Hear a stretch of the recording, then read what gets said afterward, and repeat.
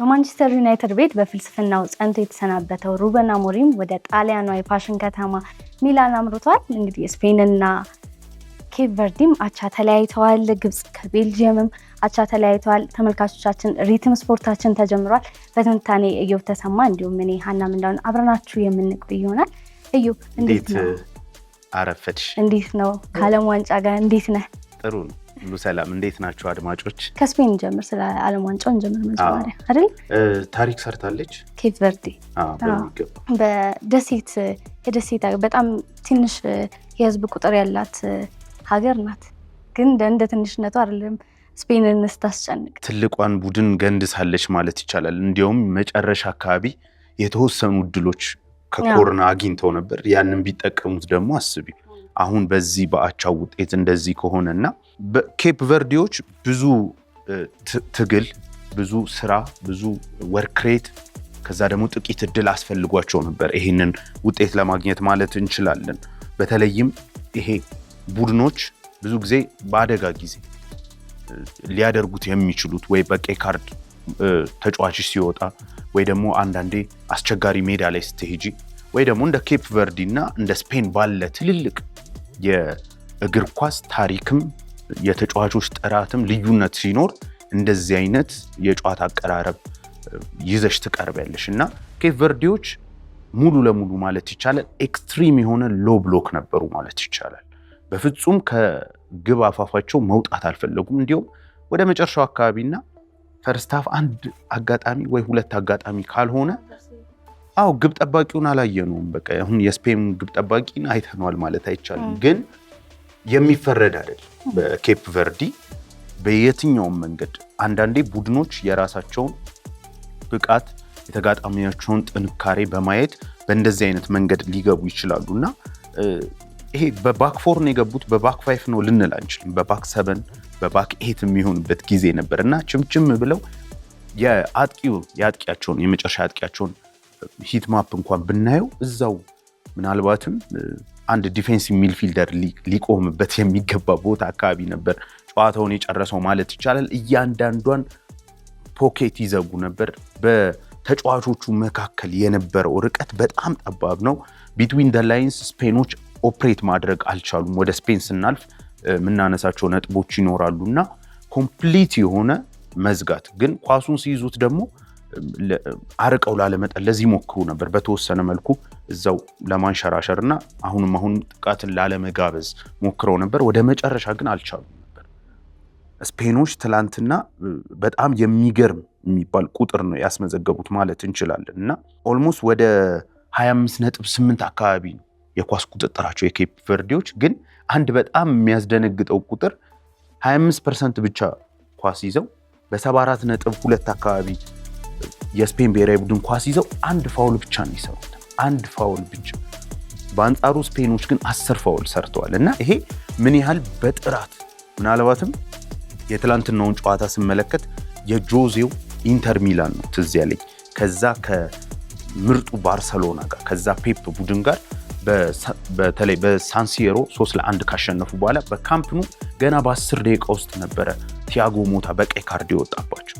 በ9 ተጫዋች ለ80 ደቂቃ የተከላከሉበትን የነ ካምቢያሶ የነ ማታረዚ የነ ቺቩ እነዚህ ተጫዋቾች የነበራቸው በጣም የሚደንቅ የነ ሳሙኤል ኢቶ ወደኋላ መጥቶ የመከላከል የነ ሚሊቶ ዲያጎ ሚሊቶ የነ ጎራን ፓንዴቭ የነዚህ የሚገርም የመከላከል መንገድ። ምክንያቱም በዋናነት በዛ ጨዋታ ላይ በቀይ ካርድ ወጥቶባቸው የነበረው ቲያጎ ሞታ ነበርና አሁን ከዛ ጋር በጣም የሚቀራረብ ጨዋታ ነበር የሆኑብኝ። ምክንያቱም ሎ ብሎኮች በተለያዩ ጊዜ እናያለን።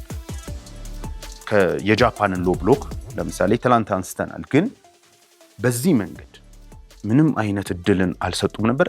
ላሚን ያማልም ሲገባ 3 ተጫዋች ከፊቱ አለ እና ምናልባት በእንደዚህ አይነት ጨዋታዎች ላይ እንደ ላሚን ያማል ከኢንተር ጋር የምታስታውሽ ከሆነ የዛሬ 2 ዓመት የነበረው በአንድ ተጫዋች ፐርፎርማንስ በጣም ምርጥ ከምላቸው ፐርፎርማንሶች አንዱ ነው። ወይ የሊዮኔል ሜሲ ምህታት የክርስቲያኖ ምህታት የሚያስፈልግሽ ጊዜ ከምንም የሆነ ነገር መፍጠር የሚያስፈልግበት ጊዜ ነበር። ወደ 38ኛው ደቂቃ አካባቢ በተለይ የኬፕ ቨርዲ ግብ ጠባቂ የሚገራርሙ ሴቮችን አድርጓል። 40 ዓመቱ ነው። 40 ዓመቱ እንግዲህ የጨዋታውን ኮከብ ተብሎ ተመርጧል። የጨዋታው ኮከብ ተብሏል። ከዛ በኋላ ደግሞ የሰጠው አስተያየትም ትንሽ ልብ የሚነካ ነበር። ያለቀስኩት በአያቶቼ እጅ ስላደኩ ነበር እና እነሱን እዚህ ባለመኖራቸው ነው። ቤተሰቡን እንኳን ወደ አሜሪካ ቪዛ በገንዘብ ምክንያት ማምጣት ያልቻለ። ምን ያህል የኑሮ አሁን እነ ፔድሪ እንደዚህ አይነት ጥያቄ የለባቸውም እና የፊፋ አንድ ባለስልጣን እንደው ይሄ የዓለም ዋንጫ ቁጥራቸው እጅግ ስለበዛ ጨዋታዎች ጥራት ቀንሷል ላለበት የትላንቱን ጨዋታ ማሳየት ምን ያክል ትንሿ ቡድን ትልቋን ስፔን መፈተን እንደምትችል እና በጣም ብዙ ቁጥሮች ተመዝግበዋል። ኦን ታርጌት አንድ ብቻ ነው የሞከሩት ኬፕ ቨርዴዎች። በአንጻሩ ስፔኖች 7 ሞክረዋል። ከዛም ውጪ 74% እንደነገርኩሽ ፖሴሽን ነበረ። ግን ፊልድ ቲል የሚባል በተለይ በአሁኑ ዘመን በኋላ የቤልጂየም ጨዋታ ላይ ይሄን ስታት እናያለን። በአሁኑ ዘመን ፖሴሽን በነገራችን ላይ አንዳንዴ ያሳስታል። በራስሽም ግብ ላይ ኳስ ልትቀባበይ ትችላለሽ፣ እሱም ሊቆጠር ይችላል። በእርግጥ በራስ ግብ ላይ መቆጣጠር ራሱ አሁን አንዱ የማጥቂያ መንገድ ሆኗል። ስለነ ሮቤርቶ ዲዘርቢ ወደፊት እናነሳለን እና በጠቃሚ ቦታዎች በፋይናል ሰርድ ላይ ወይም በአታኪንግ ሰርድ ላይ የምታደርጊው ቅብብልን ነው ይሄ ፊልድ ቲል የሚባለው ስታት ባለፉት 2-3 ዓመታት በደንብ እየተጠቀምንበት ያለ ስታት ነው እና በዚህ ስታት መሰረት የስፔን ብሔራዊ ቡድን 93% ሲይዝ የኬፕ ቨርዲ 7% ነው። ይሄ ስታት ብቻ ጨዋታውን ይነግራል። ምን ያህል በቃ እዛው ራሳቸው ጎል ላይ ተቸምችመው ተከማጅተው 2-3 ባስ አንድ ባስ አይደለም አቁመው እንደነበርና የመከላከልን ጥራት ያየነው ደግሞ ፋውልን ባለመስራት ጭምር ነበር ማለት እንችላለን።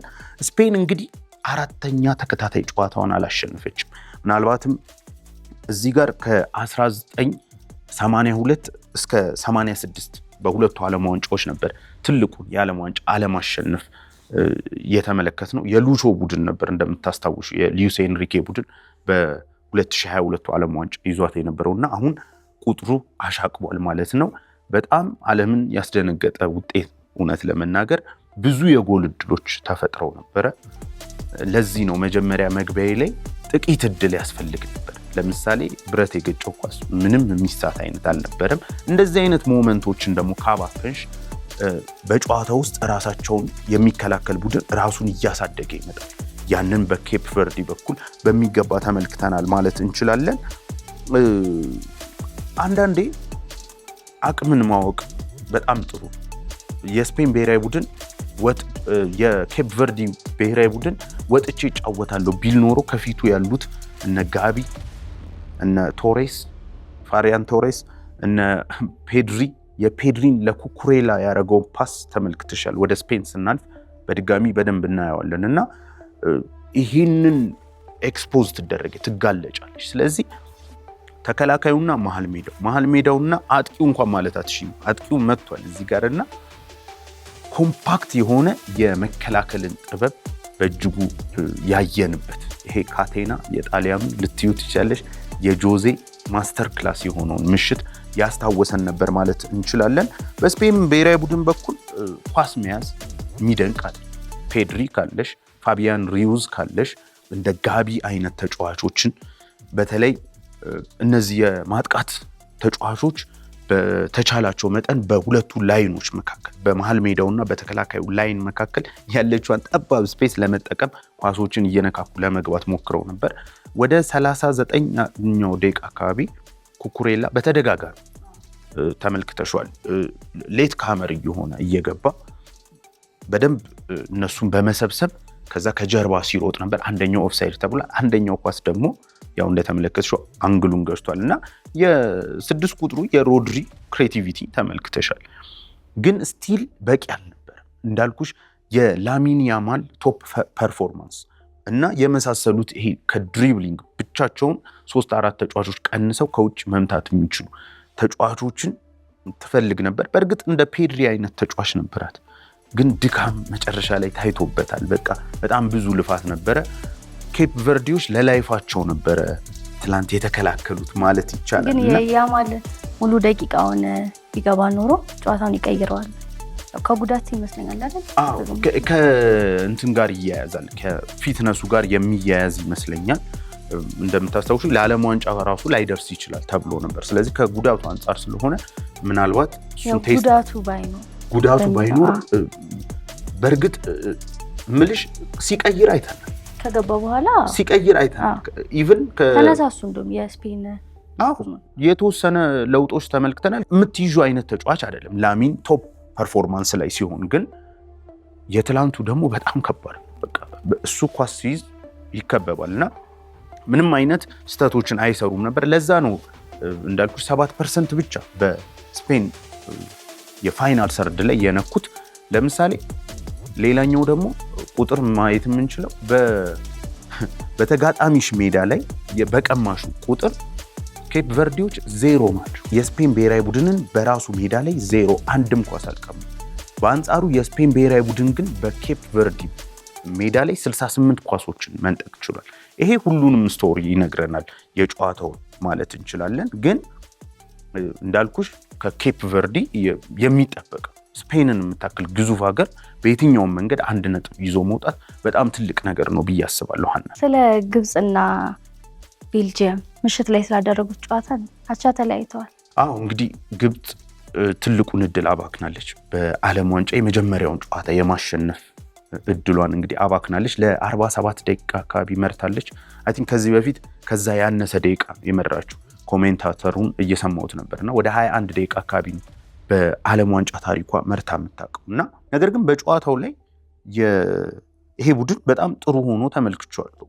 በተለይም ጎሉን ካስቆጠረ በኋላ በዲፕ ሎ ብሎክ ይከላከላል ብዬ ስጠብቅ ነበር። በእርግጥ ቤልጂየሞች ፋይናል ሰርድ ላይ በመድረስ በጣም የተሻሉ ነበሩ። ግን እያንዳንዱ ግብጾች የሚይዙት ኳስ አስፈሪ ሙከራ ተደርጎ ይመጣ ነበር። በተለይ እዚህ ጋር አንድ ትልቅ ታክቲካል ለውጥን በግብጽ በኩል በአሰልጣኝ ሆሳም ሐሰን፣ በነገራችን ላይ ሆሳም ሐሰን የግብጽ ኮከብ ጎል አግቢ የነበረ በግብጽ ታሪክ በጣም ምርጡ ተጫዋቿ ነው። የግብጽም የምንጊዜም ኮከብ ጎል አግቢ ነው እና ይሄ አሰልጣኝ በጣም ጥሩ ፓተርንን ሰርቷል ማለት እንችላለን። 10 ቁጥር ላይ ሳላ ይገባል፣ ከፊቱ ማርሙሽ አለ። የማጥቃት መንገዳቸው በጣም ፈጣን፣ ይሄ ክላሲክ ምትዩ በጣም ድንቅ ካውንተር የሚያስታውስ ነበርና በጣም ፈጣን የማይገመት ከዛ ደግሞ የፈጠራ ብቃቱ እንዲያውም ኦማር ማርሙሽ 45ኛው ደቂቃ ላይ እኔ ለምን ከዛ ቦታ ላይ ኩርቷ ላይ እንደመታው አላውቅም። ማይነስ ቢያደርግ ኖሮ 2 ተጫዋቾች እየገቡለት ነበርና ግብጽ አባክናለች ማለት ይቻላል። ግን ደግሞ በቤልጂየም በኩል የነ ኬዲቢ ብቃት ፕራይሙ አልፏል። እውነት ለመናገር ኬዲቢ ግን በጣም የሚገርም የቅጣት ምት ሞክሮ ነበር። እሱም ወደ ጎልነት መቀየር አልቻለም። ሆሳም ሐሰን እንግዲህ ክሊር የሚባል አይዲያ አለው፣ የጨዋታ አይዲያ አለው ማለት እንችላለን። በተለይ እንደዚህ አይነት ቡድኖችን ከሱ የተሻሉ እንግዲህ እነ ቴሌማንስ እና ኦናና እና ኬዲቢን የያዘን ቡድን ዝም ብለሽ ኳስ ሁሌ ለቲጂያት በጣም በፈጣን ማጥቃት ነው የሚጫወተው። ግን ያውቁት ነበር የሚያደርጉትን። በ2024 ይሄ አሰልጣኝ እንግዲህ ቡድኑን የተቀበለ ጎል እንኳን ሲያስቆጥሩ ካየሹ የካርሌቶን ባህሪ ነበር ያሳዩ፣ ተረጋጉ አይነት ነገር እና በእጅጉ የማስቆጠር ደግሞ ጎሎችን የማስቆጠር እድሎች ነበር። በተለይ ኦማር ማርሙሽ ትላንት ኳሶችን ስቷል ማለት እንችላለን። እንግዲህ ስታቶችን እዚህ ጋር ብናነሳ በአብዛኛው ነገር ሼር አድርገዋል። ስትመለከቱ በአይንሽ ስታዩ ሞር ቤልጂየሞች በግብጽ ሜዳ ላይ ብዙ አይተናል። ብዙ ሙከራዎችን በሙከራ ደረጃ እንኳን ተቀራራቢ ነው፣ ግን ቤልጂየሞች ያጠቁ ይመስላሉ በአብዛኛው ነገር። ግን ለምሳሌ ኤክስጂያቸውን ብንመለከት 1.2 እና 0.9 በግብጽ በኩል አንድ እንኳን አይሞላም ኤክስጂዋ። ፖሴሽን ላይ ሼር አድርገዋል 53-47 ነው። አሁን እቺ ያልኩሽን ፖሴሽን ብዙ ጊዜ ጨዋታውን አይገልጽም። ፊልድ ቲል የምትባለዋ ግን የሜትሪክስ የኳስን በጥሩ ቦታ የመቆጣጠር ወይም ፋይናል ሰርድ ላይ በመቆጣጠር እዚህ ጋር ነው ልዩነቱ ያለው። 68% ቤልጂየሞች በግብጽ የላይኛው ሜዳ ወይም በፋይናል ሰርዳቸው ላይ በሶስተኛው የሜዳ ክልል ላይ ኳስ ተቆጣጥሯል። ለዛ ነው አይኔ ስመለከትና ፖሴሽኑን ስመለከት ትክክል አይደለም፣ ኦልሞስት ተመሳሳይ ነው እና ቤልጂየሞች ደግሞ ሲያጠቁ ተመልክቻለሁ። ምንድነው ይሄ ነገር ስንል በዚህኛው ይሄ በጣም ጥሩ ሜትሪክስ ነው እንትን ለማለት። ፒፒዲኤንም ማየት እንችላለን። በፒፒዲኤ በነገራችን ላይ የስፔን ፒፒዲኤ በጣም አስደንጋጭ ነው። ቅድም ጠቅሼልሻለሁ አይደል? እኔ አይቻልም እንደዚህ አይነት የፒፒዲኤ ቁጥር በነገርሽ ላይ ወደ 47 አካባቢ የፒፒዲኤ መጠን ወደ 43 አካባቢ የፒፒዲኤ መጠን ማለት ይሄ በጣም በጣም ትልቅ ቁጥር። ብዙ ጊዜ እስከ 14 ነው የሎ ብሎክ ቡድኖች ራሱ ፓስ ፐር ዲፌንሲቭ አክሽን ማለት ነው። እና በዚህም እንግዲህ በተለይ የቤልጂየም ብሔራዊ ቡድን ፒፒዲኤ 8.8 ሲሆን የግብፅ ብሔራዊ ቡድን ደግሞ 10.7 ነው። ሁለቱም በሃይ ፕሬሲንግ እንደተጫወቱ ያሳያል። ያን ያህል ልዩነት የለው። ከ8 በታች ሲሆን ትልቅ የሆነ የሃይ ፕሬሲንግ ነው የሚሆነው። እስከ 10 ባለው ውስጥ ግን ስለ አንዶኒ ኢራዮላ ስናወራ ትዝ ይልሻል። የፕሪሚየር ሊጉ ምርጡ አቬሬጁ 9.9 ነው ፒፒዲኤው። እና በዚህ መለኪያዎች ስንመለከታቸው ሞር ኦር ለስ ተመጣጣኝ የሚባል ጨዋታ ነበር የተመለከትነው ማለት እንችላለን። የቤልጂየም ብሔራዊ ቡድን እኔ ያ የፕራይም ታይም የኤዲን ሃዛርድን ጨምሮ የኬዲቢ የፕራይም ታይም ምናልባት በዓለማችን ምርጡ ሚድፊልደር የነበረበት የ2018 የ2022 ዓለም ዋንጫ ላይ ያ የቤልጂየም ቡድን ብዙ እግር ኳስ አፍቃሪያን የሚናገሩት ተበልቷል። የሮቤርቶ ማርቲኔዝ እንግዲህ በልቶታል ነው የሚሉትና እንግዲህ አሁን ሮቤርቶ ማርቲኔዝ ደግሞ የክርስቲያኖ ፖርቹጋል ነው ያለው። ይሄኛውንስ ቡድን እንዴት በጥሩ ይሰራል ወይስ ይደግመዋል? ይሄንን የሚለውን የምንመለከተው ነው የሚሆነው። ሉካኩ በጨዋታው ተቀይሮ ገብቶ 23 ሰከንድ ብቻ ጎሉ ላይ ኢንቮልቭ ለማድረግ ያው እሱ በመሃላቸው ገብቶ ነው ኦን ጎል የተቆጠረውና ኦልሞስት 1 ዓመት አካባቢ ኳስ አልተጫወተም እና ይሄ ነገር በጣም ከባድ ነበር ለሱ እና ነገር ግን ገብቶ በገባበት በ26 ሰከንድ አካባቢ ጎሉ እንዲቆጠር ማድረግ ችሏል። ክላሲስ ፐርማነንት ሉካኩ በብዙ ነገር ሊተች ይችላል። ነገር ግን በሩጫዎቹ ቦክስ ውስጥ በሚያደርጋቸው ሙቭመንቶች ግን ልትተቸው አትችይም። ኬዲቢም ጥሩ የሚባል እንቅስቃሴ አድርጓል ማለት ይቻላል። በቤልጂየም በኩል ሌላ ሊነሳ የሚችለው የዶኩ የትሮሳርድ ብቃት ነው። ሁሉም ማለት ይቻላል አንድ ለሁለት ነበር የሚገናኙት እና ምንም አይነት ይሄ ዶኩ ታውቂዋለሽ ፕሪሚየር ሊግ ላይ ማይቀንሰው ተጫዋች በጣም ምርጡ የሚባለው በቁጥሮችም አይ ቲንክ ፕሪሚየር ሊጉ ላይ እንደሱ ድሪብል ያደረገ ያለ አይመስለኝም። እና ትላንት ግን ምንም አይነት ነገር በጣም ፋውል ሲሰራበት ነበር። ዳኛውም ደግሞ ጥሩ ለቀቅ አድርገው ሲያጫውቱ ነበር። ምንም አይነት ኢምፓክቶችን መፍጠር አልቻለም። ትሮሳርድ ምንም ኢምፓክት መፍጠር አልቻለም እና ያን ያህል በኤክስጂውም ላይ እንደምታዩ 1.3 አካባቢ ነው ኤክስጂያቸው እና 1.2 አካባቢ ነው ኤክስጂያቸው እና ያን ያህል እድሎችን በሁለቱም በኩል አልተፈጠረም። ግን ጥሩ የሚባል መመላለሶች የነበረው ጥሩ ፉክክርን ተመልክተናል ማለት እንችላለን። ቤልጂየም እንግዲህ የአሁኑ ትውልድ እንግዲህ ይሄኛው ኢራው እያለቀ ነው። እንዴት ነው የሚሆነው የሚለውን የምንመለከት ይሆናል። ሀና ወደ ሩበን አሞሪም እንሂድ።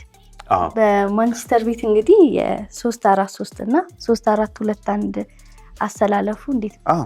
እንግዲህ ከዛ በፊት ግን ሌሊት የተደረጉትን ጨዋታዎች በዚሁ አጋጣሚ እናስታውሳቸው። ሳውዲ ከኡራጋይ 1-1 ተለያይቷል። አርጆ ነበር ጎሉን ያስቆጠረው። ይሄ አርጆ የሚባለው ተጫዋች የስፖርቲንግ ሊዝበን የሩበን አሞሪም ተጫዋች ነበር። እንዲሁም በዚህ ጋር ይገናኛል። ፉልባክ ወይም ዊንግ ባክ ነው። ትላንት ግን በክንፍ ቦታ ነበር የተሰለፈው። እሱ ጎል አስቆጥሮ አቻ ማድረግ ችሏል። የኡራጋይ የመሃል ሜዳ በጣም ምርጥ የሚባል ምናልባት ብቃቱ በዚህ ዓመት እየወረደ ያለው በዚህ 2 ዓመት ውስጥ እየወረደ በማንቸስተር እንደተጠበቀ ያልሆነው ኡጋርቴ ያለ ቫልቬርዴ ያለ ቤንታኩር እና በጣም ጥሩ የሚባል ሚድፊልደር ነው ያላቸው ማለት እንችላለን። ኢራንም እንግዲህ ከኒውዚላንድ ጋር 2-2 መለያየት ትችላለች። እነዚህን የምንጠቅሳቸው ናቸው። ዛሬ ደግሞ የሚደረግ በጣም ተጠባቂ በተለይኛ የምንጠብቀው ፈረንሳይ ከሴኔጋል አለ። እሱንም እንግዲህ አድማጭ ተመልካቾቻችን እንዲመለከቱ ነገ ደግሞ ስለሱ ጨዋታ ትንታኔ ይዘን እንደምንቀርብ በዚህ አጋጣሚ ማስታወስ ፈልጋለሁ። እንግዲህ ሩበን አሞሪም ወደ ትልቁ መድረክ በድጋሚ ተመልሷል።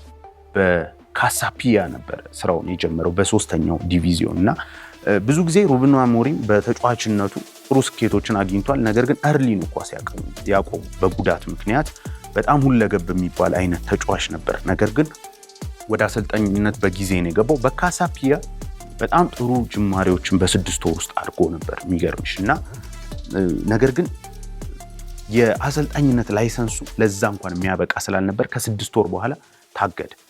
ከዛ ወደ አሰልጣኝነት የተመለሰው በብራጋ ነው። እንግዲህ በድጋሚ ወደ አሰልጣኝነት የተመለሰው በአንደር 23 የብራጋ አሰልጣኝነት ስራውን ጀመረ። እዛው እያለ ጥሩ ዌዎችን ጀምሮ ነበር በተለይ በግራስ ሩት ላይ ወይም ደግሞ ይሄ አጠቃላይ የቡድኑን ስትራክቸር በመቀየር በራሱ ቅርጽ ለመስራት በጥቂት ወራት ውስጥ ብዙ ነገሮችን እየሰራ ነበር በብራጋ። ከብራጋ ዋናው አሰልጣኝ እንግዲህ ብዙ መዳከሞች ተስተውለውበት ነበር። በዛ ዓመት 8ኛ ደረጃን ሲይዝ ያኔ ነው እድል ያገኝ። ሩበን አሞሪም ትልቁን ታሪክ መስራት የጀመረው ለስፖርቲንግ ስራው በነገሮች ላይ 2 ዓመት እንኳን አይሞላም እዚህ ሰክሰስ ላይ ሲደርስ። ገና የ3ኛ ዲቪዚዮንን ቡድን የማሰልጣኝ ላይሰንስ ካለመኖር በፖርቹጋል ትልቁ ቡድን ለማሰልጣን ለ19 ዓመታት የፖርቹጋልን ሊግ ያላነሳ እንዲሁም ብዙዎች ወደ ማንቸስተር ሲመጣ በፖርቹጋል ያሳካውን በዩናይትድ ያሳካል ተብሎ ነበርና እዛ ለመድረስ በጣም ጥቂት ጊዜ ነበር የፈጀበት። በ2 ወር ውስጥ በብራጋ 11 ጨዋታ ተጫውቶ 10ን ማሸነፍ ችሏል። አንድ ብቻ ነው የተሸነፈው። ነገር ግን አሁን ያሸነፈው ጨዋታ በፖርቹጋል ሊግ 3 ትልልቅ ቡድኖች አሉ፣ ፖርቶ፣ ቤኒፊካ እና ስፖርቲንግ። ያሸነፈው 2 ጊዜ ፖርቶን፣ 2 ጊዜ ስፖርቲንግን፣ ቤኒፊካን ደግሞ 1 ጊዜ ነው ያሸነፈው። በተለይ ቤኒፊካን ከ60 ምናምን ዓመት በኋላ ብራጋዎች ሲያሸንፉና በጣም ትልቅ የሚባል ማይልስቶን ነበር። ወዲያው ነው ስፖርቲንጎች ይሄንን አሰልጣኝ በጥቂት ጊዜ ውስጥ መልምለው ወደ ፖርቹጋል ወደ እዛው ፖርቹጋል ላይ ወደ ስፖርቲንግ ይወሰዱት። በስፖርቲንግ ሲመጣ ግን አሁን በማንቸስተር ብዙዎች ያውቁታል እንጂ ይሄ ነው ስታይሉ። ለራሱ የሚመቸውን አሰላለፍ እንዳነሳው ለባክስሪ የሚመች ቦል ፕሌይንግ የሴንተር ባክ ይፈልጋል። ከሱ አጠገብ የሚጫወት ቻናሎችን መዝጋት የሚችሉ ድራይቭ ማድረግ የሚችሉ ዊንግ ባክን ማገዝ የሚችሉ 2 ተከላካዮች ከ3ኛው ተከላካይ ጋር ይፈልጋል። በጣም አትሌቲክ የሆኑ የክንፍ ወይም ደግሞ የዊንግ ባኮችን ይፈልጋል። መሃል ላይም አትሌቲክ የሆኑ ከማይኖ ጋር ጸቡ ይሄ 2 ሚድፊልደር ስለሆነ የምጠቀመው 2ቱም እላይታች እያሉ መሯሯጥ አለባቸው የሚል አስተሳሰብ ነበረው። ጠራርጎ ነው ያስወጣቸው። 24 ተጫዋቾችን በደረሰበት ዓመት ከስፖርቲንግ አስወጥቷል። የሚገርምሽ አብዛኞቹ ከ20 በላይ ጨዋታ የተጫወቱ ናቸው። 3ቱ ደግሞ በቡድኑ ቁልፍ የሚባሉ በማንቸስተር ነው የገረመን። እነ ራሽፈርድን እነ ጋርናቾን ሲያስወጣ እዛም እንደዚህ ነው ያደረገው። ማይ ዌይ ወይ ኦር ሃይዌይ አይነት ስታይል ነው። በእኔ መንገድ ትሄዳለህ ወይም ወደ ባርሰሎና ወይ ወደ ቼልሲ እንደነ ጋርናቾ ትሸኛለህ አይነት ስታይል ነው የነበረው። ከዛ ውጪ ግን በስፖርቲንግ ህፃናትን ከማሳደግ አሁን በዓለም እግር ኳስ ላይ የምናውቃቸው እነ ኑኖ ሜንዴዝን እንደነ ማቲያስ ኑኔዝ አይነቱ የሲቲውን ፉልባክ በተለይ ዊንግ ባኮችን የሚያሳድግ ከዛ ደግሞ ታዳጊዎችን ብዙ ተጫዋቾችን ኢንቴግሬት አድርጎ በስፖርቲንግ ከ19 ዓመት በኋላ ታሪካቸውን የቀየረው። ብዙ የስፖርቲንግ ፋኖች በትዊተር ላይ የሚጽፉትን ጽሁፍ ብትመለከቺ በጣም ምን ያህል ህይወታቸውን እንደቀየረላቸው። በ2018 ስፖርቲንግ ደጋፊዎች እጅግ በማመት ገብተው እነ ራፋኤል ሊያው በስፖርቲንግ ነበር ተጫዋቾችን ጭምር ደብድበው ተስፋ የተቆረጠበትን ቦታ ነው መጥቶ ተስፋ እየሰጣቸው እና በጣም አስደናቂ የነበረ ስራን ነው በስፖርቲንግ ሰርቶ የነበረው። ከዛም ውጪ ግን ወደ ማንቸስተር ዩናይትድ የመጣበት ጊዜ ለኔ ጥሩ ነበር ማለት አልችልም። አንደኛ በውድድር መሃል ነው የመጣው። ሁለተኛ ደግሞ ብዙ ነገር የሚቀይር ሰው። ቡድኑ በባክፎር ነበር የተገነባው። የማንቸስተር ዩናይትድ ቡድን እንደ ሻው እንደ ዳሎ ወይም ደግሞ ማዝራዊ አይነት ዊንግ ባኮች ነው የነበሩት። ለዛ ነው አማድ ዲያሎ አንስተናል ሲጠቀም ነበር። በማንቸስተር ግን እኔ ከዚህ በኋላ ሰክሰስም ከመጣ የሩበን አሞሪም እጅ ትልቅ ነው ብያስብ አትሊስት ስታንዳርድን ሴት አድርጎ ከሰር አሌክስ ፈርጉሰን መምጣት በኋላ በተለይም አንድ በማንቸስተር ቤት የተዛባ ነገር ነበር። ሰር አሌክስ እያሉ በተለይ ደ ሊዲንግ የሚባለውን የሰር አሌክስ መጽሐፍ እንግዲህ ተመልክቼው ነበር እና ኢቭን ብዙ ተጫዋቾች ተጎድቶበት እንኳን በዲሲፕሊን ላይ ርህራሄ ያለው ሰው አይደለም። በተለይ በ2011 ይመስለኛል ከብላክበርን ጋር ከመጫወታቸው በፊት 3 ተጫዋቾች በቦክሲንግ ዴይ ጊዜ ከከተማ መውጣታቸውን ሰማ ዘግይቶ። ልምምድ ላይ ከፍ ያለ ልምምድ አሰራቸው። ከዛ በኋላ ድሮፕ ነው ያደረጋቸው። በዛ ጨዋታ ማንቸስተር ዩናይትድ ጣለ ነጥብ 3-2 ተሸነፈ። አመቱ መጨረሻ ላይ ዋንጫውን በሲቲ ያለ። ነገር ግን ደግሜ ያደርገዋለሁ ይላል ሰር አሌክስ። ምክንያቱም እግር ኳስ የወል ስፖርት ነው። ስታንዳርድ ሴት ካላደረግሽ በኋላ የሚመጣብሽ መዘዝ አለ። ሰር አሌክስ እንደ ዋንጫዎችን ልታጭ ትችላለሽ፣ ጨዋታዎችን ልታጭ ትችላለሽ። ነገር ግን ይሄ ስታንዳርድ የሚጠቅምሽ ነገር አለ። ሩበን አሞሪም ያንን ስታንዳርድ ነው በዩናይትድ ቤት አድርጓል ብዬ ማስብ። ጋርናቾ ወጥቶ ተናገረ። በሚቀጥለው ሲዝኑ ሲጀምር እዚህ ቡድን ወይ አንተ ወይ እኔ ነው የምንኖረው። ራሽፈርድ በማንቸስተር ደጋፊዎች እንዴት እንደሚወደድ ታውቂያለሽ። ወደ ባርሰሎና ነው የሸኙ። በባርሰሎና ባርሳዎች 27 ሚሊዮን ፓውንድ አላስፈረሙት። አንቶኒ ጎርደን ነው ይልቁን 70 ሚሊዮን የመረጡት። ምክንያቱም ወርክ ሬት 105ኛ አካባቢ ነው የራሽፈርድ ወርክ ሬት። ይህ አሰልጣኝ አጥቂዎቹ ወርክ ሬታቸው ጥሩ እንዲሆን ይፈልጋል። ለዛም ነው እነ ብራያን ምቤሞ እነ ማቲያስ ኩኛ እነ ዶርጉ አሁን ታያቸዋለች በዩናይትድ ቤት ምን ያህል እንደሚታተው። የማይክል ካሪክ ቡድንም እንዲያምር ይሄ ስታንዳርድ አስፈላጊ ነበር። እንዳልኩሽ ከሰር አሌክስ በኋላ ዌይን ሩኒ አንድ የሚናገረው ነገር ነበር በማንቸስተር ዩናይትድ ቤት ስርዓት ጠፍቶ ነው። ተሸንፈን መልበሻ ቤት ውስጥ የሚጨፈርበት ነበር። ሬኒ ሄክ የሚባለው የኤሪክ ቴንሃግ ምክትል አሰልጣኝ አንዳንድ ተጫዋቾች አለ ቴንሃግ ከተባረረ ኢንቴንሲቲውን ቀንሱልኝ ይላል። ይሄ በጣም በቃ አስደንጋጭ ነው። እኔ ስሰማው በጣም ነው የደነገጥኩት። ምክንያቱም የዓለም እግር ኳስ እነ ክሎፕ እላይ ሰቅለውታል። አንድ ተጫዋች 14 ኪሎ ሜትር የሚሮጥበት አድርገውታል።